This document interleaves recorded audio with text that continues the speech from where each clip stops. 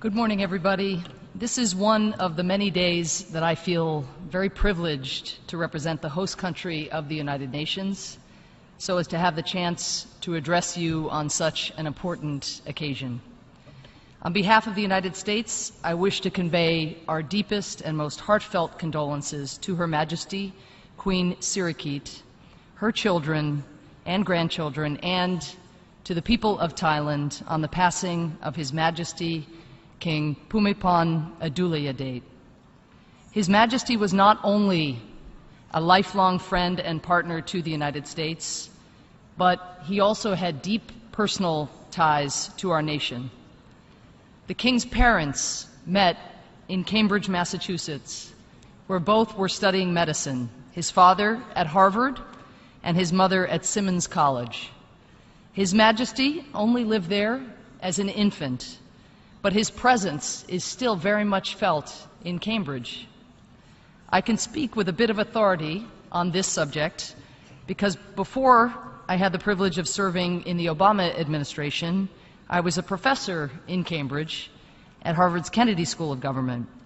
And my walk to and from campus often took me through King Bhumibol Square, which sits adjacent to the Kennedy School and was named in honor of his birth.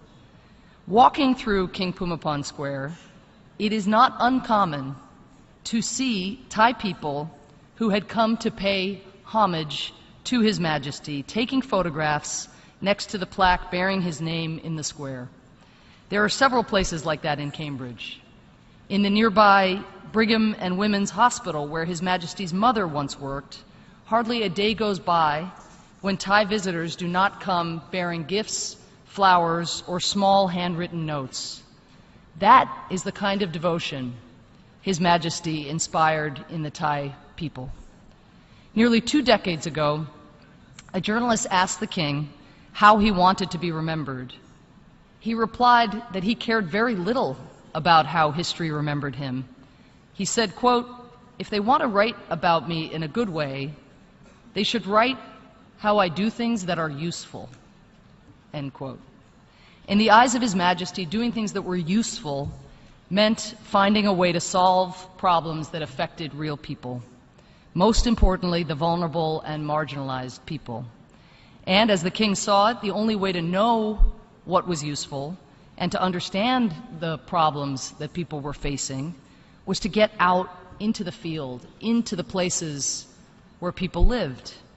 So the King traveled constantly within his country, in particular to the poor and rural parts, where over the course of his tenure he would develop thousands of development projects. But it wasn't just that His Majesty went to these places. We see leaders do that a fair amount. It was also how he went. He made a point of meeting directly with locals, be they fishermen, rubber or rice farmers, or primary school students. When he met with officials, he would choose those working at the very grassroots, agronomists, school teachers, policemen. And His Majesty was more than just a keen observer. Being useful meant helping fix the problems that he encountered and empowering the Thai people to do the same. He had a mind that was at once kinetic and deliberate, creative, as we've heard, and scientific. Over the course of his life, he registered nearly 40 patents and trademarks, often for inventions that he built, tested, and modified himself, and most of which aimed at tackling everyday problems faced by the poor. This is completely extraordinary. Take the invention nicknamed the monkey's cheeks, which he designed to address the perennial floods that Thailand experiences.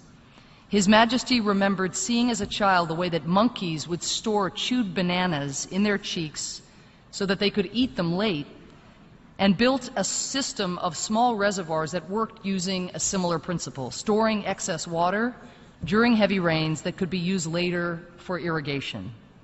The system of the monkey's cheeks is still being used across Thailand today. Many of the King's inventions fit this pattern, merging conservation with human development. He was decades ahead of the curve in recognizing that what was environmentally sustainable was crucial to the long-term health of communities. Let me conclude. In June 1960, His Majesty returned to the United States at the invitation of then-President Dwight Eisenhower. He was asked to address a joint session of the U.S. Congress. He was just 32 years old. Speaking to Congress, His Majesty said that he had accepted the invitation in part because of what he called the natural human desire to see my birthplace, Cambridge, which he returned to on that trip. But he also came, he said, to affirm our two nations' unique friendship and shared values.